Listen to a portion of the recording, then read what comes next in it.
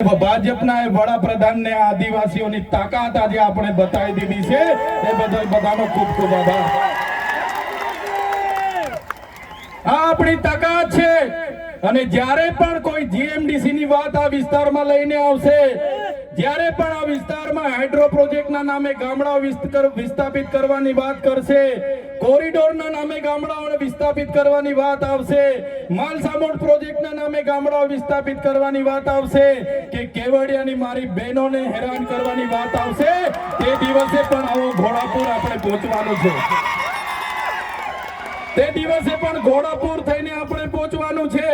ત્યારે મારા સાથીઓ, મારા વડીલો, મારા યુવાનો, બાળકો, સૌ તમે પોતાના વિસ્તારમાંથી પોતાના રોટલા ખાઈને પોતાના ભાડે થઈને તમે અહીંયા પહોંચેલા છો, ત્યારે આજ તમારો ભાવ, આજ તમારા અમારા પ્રત્યેનો પ્રેમ, આજ તમારો સહકાર અમારી તાકાત છે। આજે આનંદભાઈ અને હું જ્યારે આવડી મોટી સરકાર સામે લડતા હોય, આ સરકાર પર પોલીસ છે, આર્મી છે, એમના કલેક્ટર છે, એમના એસપી છે, એમની કોર્ટો છે, એમનું તંત્ર છે, યંત્ર છે, મંત્ર છે, પણ અમારી સાથે અમારી જનતા છે, એ લોકો અમને ક્યારે કાઢી નહીં શકે। સાથીઓ, કોર્ટમાંથી હું છૂટીને આવ્યો અને આ પોલીસ, એ ભાજપની પોલીસે ખોટા સોગંદનામા કર્યા અને સોગંદનામાના લીધે મને ડેડિયાપાડામાં આજે પ્રવેશ બંધી છે અને હું રાજપીપળા રેમ છું, ત્યાં પણ કેટલાક પોલીસ અધિકારીઓ અને ભાજપના નેતાઓ કહે છે કે આને નર્મદામાંથી પણ બહાર કાઢો। ત્યારે નેતાઓને હું કહેવા માંગુ છું, તમે મને ડેડિયાપાડામાંથી બહાર કાઢશો, તમે મને નર્મદામાંથી બહાર કાઢશો, અમે અમારા લોકોના દિલમાં વસેલા છે, ત્યાંથી ક્યારે બહાર નથી કાઢી શકવાના।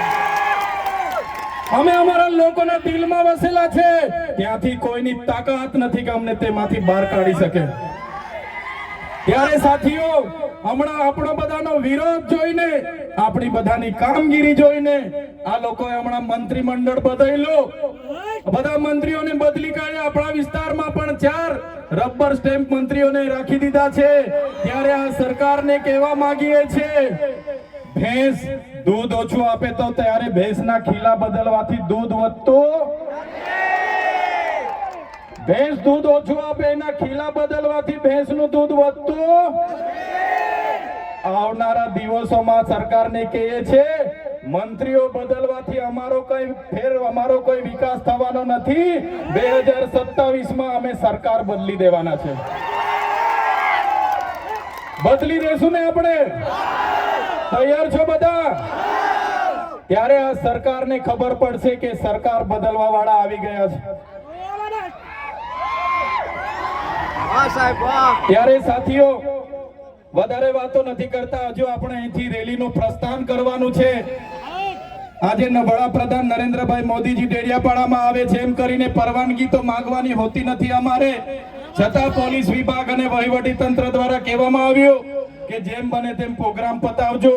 ત્યારે એમને કહેવા માંગીએ છીએ, અમારો જે વડાપ્રધાનનો કાર્યક્રમ છે એમાં આગળ કીધું એમ પોલીસ 7000 છે, આંગણવાડી કર્મચારીઓ આ લાભાર્થી તે લાભાર્થી કરીને ભીડ કરશો, પણ આ ઓરિજિનલ આદિવાસીઓની ભીડ જોઈ લો, એ જ અમારી તાકાત છે। ત્યારે સાથીઓ,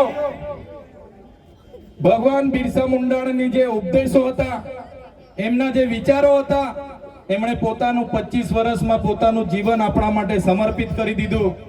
આપણે બધા એમના વિચારો, ઉપદેશો અહીંથી લઈને જઈશું। આપણી અસ્મિતા બચે, આપણી સંસ્કૃતિ બચે, આપણા રૂઢિ પરંપરા બચે।